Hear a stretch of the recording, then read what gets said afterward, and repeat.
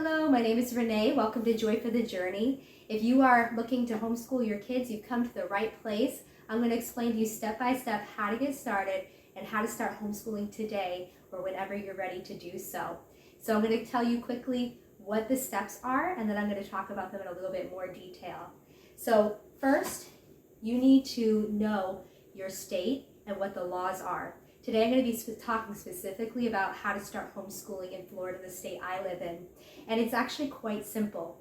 So the laws in Florida simply require that you submit to the district that you're living in, the school board you're living in, that you intend to homeschool. So in my county, I go to Pasco County Schools, and they have a website. And what I do is I type in my district, so Pasco County Schools, intent to homeschool. And when you Google that, it should pull up your county's website. So you would type your county, and then it should lead you to a link to their home education part of their website. And on some counties, they provide an online form. And so when you click on opening a program, you're opening a school. You are like a school.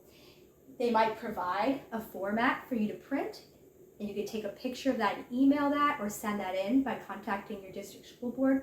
Or they might have a link to an online form that could take less than 5 minutes to fill out. So you fill out that intent to homeschool. The next step would be to withdraw your child from a current school that they may be attending. And of course, if they're not attending one, then you can skip that step. The third step is to decide what curriculum you're going to use. You need to make sure that you're teaching your child reading, writing, math, science, history. That's actually up to you in your home education program. You are the principal, you are the teacher. You get to decide what your program will cover. And we usually will stick with those basics. So that's where you want to research. I like to go to christianbooks.com. I'll leave a link for that, because they have a homeschool shop right on their website that shows all the most popular curriculums, because it can get really overwhelming to search on the internet, but it's like a one-stop shop, and that can get you in the right direction.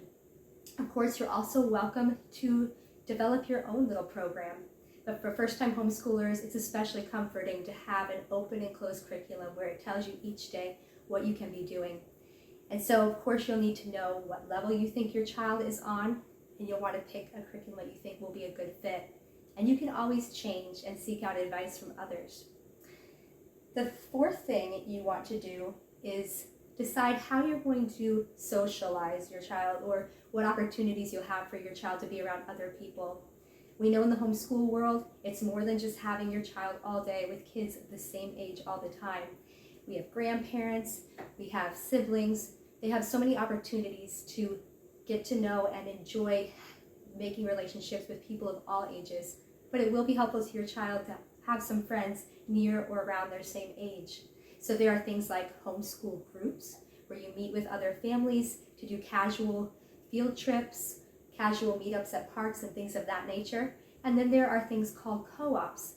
That's a little more structured, where you rotate through classes and parents cooperate, hence the word co-op, to each teach classes. Of course, you don't have to teach a class, it's an option. The other things, of course, are having your child in sports, taking your child to play dates. There are numerous opportunities, and I would like to share more on that for those who are interested. And the fifth step in starting homeschool or a home education program is to know that you need an end-of-the-year evaluation. In Florida, the requirements are very simple. Just to show that you did do what you said you'd do and you're educating your child, there are only 3 simple options you can choose from. You can either have your child do a state test, which on your county's district school board website, they can give you more information on that. You can simply have your child evaluated by a psychologist or someone else that is certified, like a teacher, or you can do the simplest and what I recommend: keep a portfolio. That means that all year, if you are having your child do workbook pages for math, keeping a reading log for reading, keeping samples of work or from other subjects, and you're keeping that in some kind of bin or binder, then you can show that to a certified teacher and sign up for them to do what's called an evaluation. They'll simply look through your child's sampling, and then they will submit a form to your district school board evidencing that you have a successful homeschool program. The requirement by law is just that your child is making progress relative to their ability. There is no, are they on grade level or not? It is that they're making progress. You are the teacher, you are the principal. Let me clarify now that having a portfolio or some type of way to store your child's work samples is a Florida law and probably a law in your state, even if you're not a Floridian. But let me encourage you that there is another website where you can find the laws for all the states in one quick place, and I'll be linking that in the video. It's called HSLDA, or people say HELSDA, and they'll show a map of the 50 states, and you can actually click on your state and find out your homeschool laws. But let's get back to basic how to start a homeschool, and primarily in Florida. So it is required to have your child's samples and to keep them for 2 years. So if you wanted to get rid of them after 2 years, that is fine. No one is probably going to come knocking on your door to look for them. The main reason you're keeping these is so that you can have that end of the year evaluation, because that is the most affordable and most simple and least invasive way to follow state laws and have your child evaluated each year. There's no haha, I gotcha. It's just a simple accountability system, and that person's there to care and support you through it, not to find anything wrong with your homeschool. So we talked about so far knowing your homeschool state laws, submitting an intent to homeschool. That's called opening your homeschool program. You only have to do that one time for the rest of your child's homeschool program. And then if you decide to stop homeschooling, you would close your homeschool program at your district school's website as well. We talked about how it's important to withdraw your child. Please make sure that you go ahead and open your program and then withdraw your child, and don't leave it to where it appears that your child has absences and that you have not withdrawn them. You don't want to put up those kinds of red flags or attendance issues. We talked about making sure you have a curriculum. What are you going to teach your child?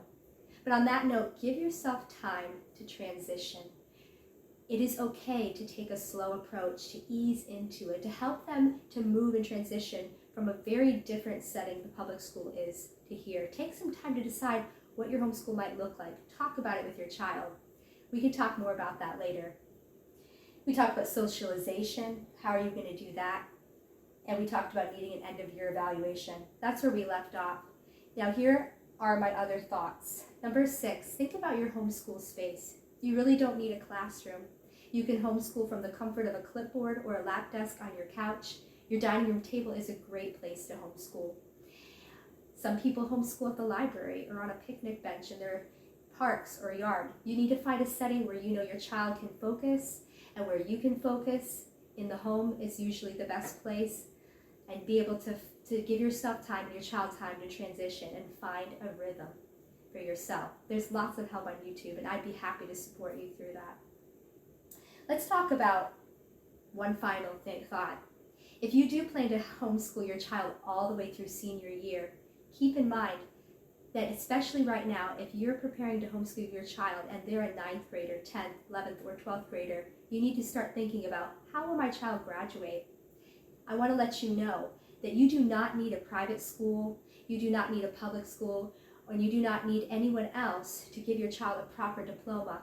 You are considered a school just like any private or public school. You will be responsible for developing transcripts, which is a list of the classes they took just for the high school years. Don't worry about transcripts for the other years, but records of their classes and grades for each class for each year of high school. And you will need to be able to use those if you are to ever have your child go into college. They will respect that, just like transcripts from any other school. Your school could be a simple name at that point when you're ready and need to name it, or you can name it now.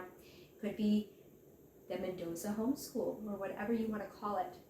And they will take your records, and based on that child's testing, when they take a college placement test to enter that school, they will see that if the transcripts you gave and the grades you give are accurate based on your child's placement, and I don't think they'll question you at all. Now, how will your child get an official diploma? There are websites, And if you're wondering about that, I can share it. Please comment below. But you can actually get an official, beautiful diploma that looks just like the ones your child would get in the public school. These are the same types of websites the public schools utilize to get their diplomas. They even can come in beautiful diploma covers. And you can get that with your school's name, and you can sign it as the principal. Now, I know some of that seems odd when we're used to the public school system. It feels like maybe it's almost unofficial, but it's really not. There are so many homeschoolers that are graduating successfully and going to college. When I called the district school board recently and talked to the home education department, she told me a testimony of a mom who had homeschooled her son and was excited to report that he was accepted into Harvard. You can homeschool your child successfully, and your child can get into college. In fact, colleges often love homeschoolers who are taught by parents who are diligent. They come in ready to learn and succeed. So, I hope that helps you today, and I hope that you'll get started right away with homeschooling or whenever you're ready. The first year is pretty tough. It's all new, and you just have to give yourself a lot of grace. Keep learning, keep growing, keep picking yourself back up. Be an encourager of your child and of yourself. And if you need help, don't hesitate to reach out. Another question a lot of homeschool moms have in the beginning is, do I have to teach a certain number of days per year? Do I need to teach a certain number of hours per day? Do I need to teach certain subjects or curriculums? The answer is no, you don't. Again, you are the principal and you are the teacher. However, all moms sincerely want what's best for their kids. So a good starting point is following somewhat of a traditional schedule. So there are 180 school days, and that is a good starting point.